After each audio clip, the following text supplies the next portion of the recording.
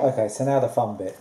What we've got here is in our airtight bag, we've had some photos made up, and this is printed photos on an icing sheet. Now you could do this yourself with your own printer. It'd have to be a printer that was dedicated to printing icing sheets, because you couldn't use the same printer as you use in your home office, for example, because the ink from a normal ink cartridge isn't going to be right, i.e. it's not edible. So this is edible ink. And what we have here is our photos, and this is quite fiddly for the first time you try it, but there's what you tend to get with most of these is little tip sheets. We bought this off of eBay. We've got a supplier that we use quite frequently because it saves all the hassle of having to do it ourselves, and they've got instructions here. But to make this nice and simple, what we do is we cut out each individual picture with a pair of scissors. So I'm going to do that now. Now, obviously it's an icing sheet, so you need to be quite careful with how you're doing it, but it's really just like normal paper. As long as you just take your time, you can come right up to the edges, which is what we want to do in this instance. Because we want to cut our photo out. And this has got a backing paper on it that you peel off. Now obviously, because it's an icing sheet, it's quite delicate and it's easy to crack. So what you can do is you can place it in the freezer. Just do one photo at a time. You could work on one photo and then work on the next one. So what we do is we place this in the freezer for approximately 30 seconds. You don't want to do any more than that, because it gets brittle and can cause more harm than good. But 30 seconds is about right. Then when you take it out of the freezer, as you'll see in a short while, it's easier to handle and comes away from the backing paper a little bit easier. And the main thing with this is just to have a little bit of patience, because the first time you do it, it does take a bit of practice. A printed A4 sheet like this is £3 or £4, including delivery. So it's not too bad, and saves all the hassle of having to have your own dedicated printer and having to get the edible inks.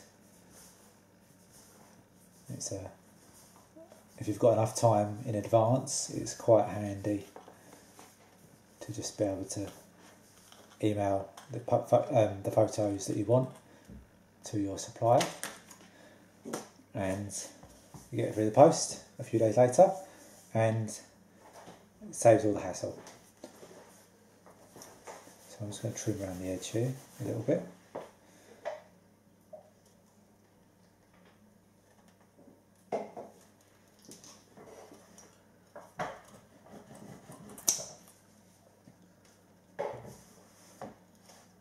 What I tend to do is I use Photoshop to copy our photos into, because you have to send off all your pictures on a single A4 sheet, and you want to get the most for your money.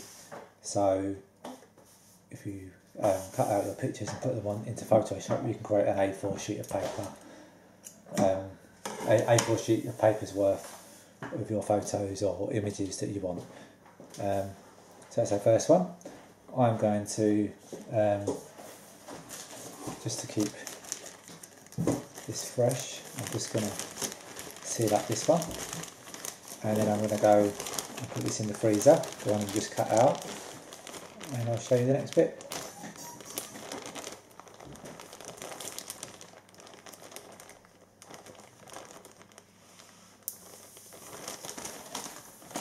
So just before we place in the freezer, we've got 3 photos to do, and just looking at the size of these,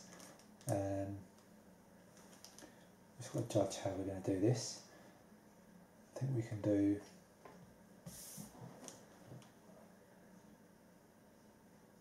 perhaps 1 on the left hand side and 2 on the right hand side. We'll see how it looks in a moment. We're just going to place this in the freezer for 30 seconds and I'll be back in a moment. So it's out of the freezer now and it's a little bit easier to handle. So all I'm going to do to begin with is just gently try and pick away at the corners and seeing if one of the corners comes away a little bit easier than the others. If you try doing this when it's not been in the freezer, you don't get anywhere near as much give on the corners. So just to help it out a little bit, you can lay it down on a flat surface. You want to make sure that your surfaces are dry, because otherwise the ink will run. So that part's very important, otherwise you end up with big smudges down your photos or your images.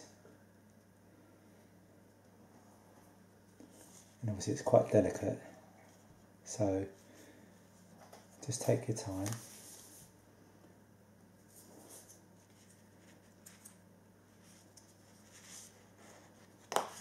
Because you're not going to want to be printing out duplicates of this, as it can get quite expensive obviously.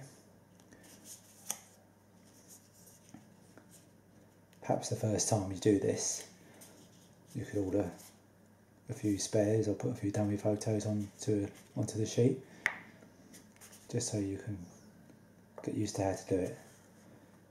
First time that I tried it, it took quite a long time to get the knack, but now, as you can see, it's not too difficult at all.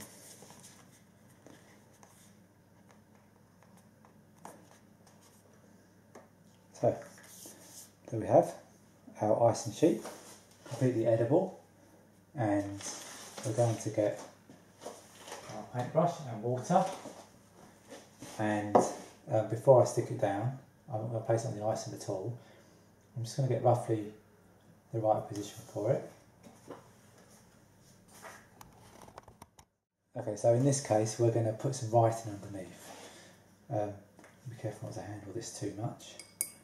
So I'm going to put the photo in the centre at the top. You don't want to need too much water. Just run your paintbrush over. And obviously you're going to want to make sure this is straight.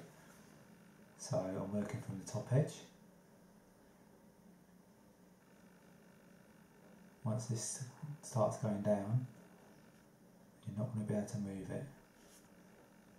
So get it roughly in position, press down and work your way from the top downwards. And again, being very careful not to get water on your hands, because you can still smudge the ink. Just push down on the edges.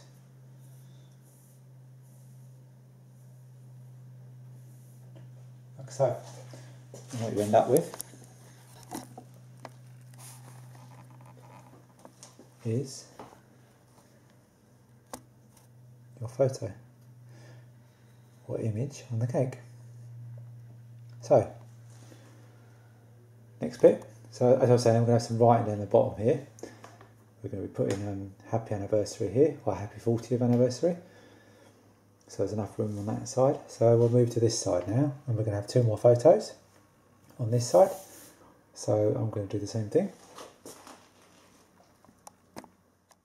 So we've got 2 photos left. I'm just going to cut each of those out, and then I'll put the next one in the freezer, and I'll show you again putting that on the cake. Okay, I'm just cutting out some letters to go on our Ruby wedding anniversary cake that we're in the process of making. Again, it's the same with all the other stencils that I've shown you. It's literally just a stencil that looks like that, and I have them in different letters obviously and different fonts. I'm using the big font today. So yeah, so I'm just basically writing, cutting it all out at the moment. It will take some time, but once it's all on the cake then I will show you. Okay, so we've got the next one out of the freezer, and all we're going to do is just very carefully going to pick at the edges. Hopefully it comes up as easy as the last one, and it did. You can see here the backing paper just comes away. Once you get to that stage, the easiest thing to do, as I was saying, is to place it on a flat surface and gently hold the corner, don't pull too hard, and just work it away from the edge, like so.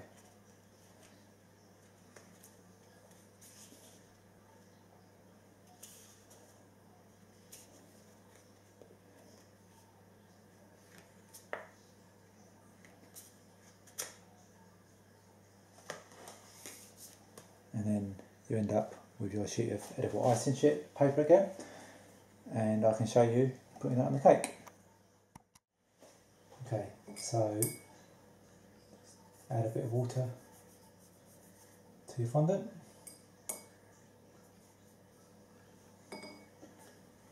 And you're going to want to make sure that you've got the right position. So I'm just offering up our other photo, just so I can see roughly where that comes to. And we know roughly where we need to start from on this one.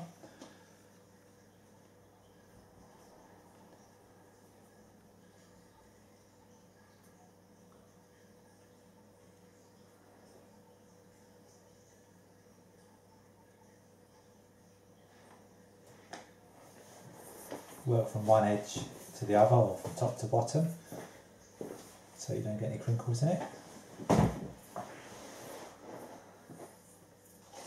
Like so. And as you can see, we've got our cake photo. We can now work on the next one. So I'll cut that out, put that in the freezer, and I'll show you that one as well.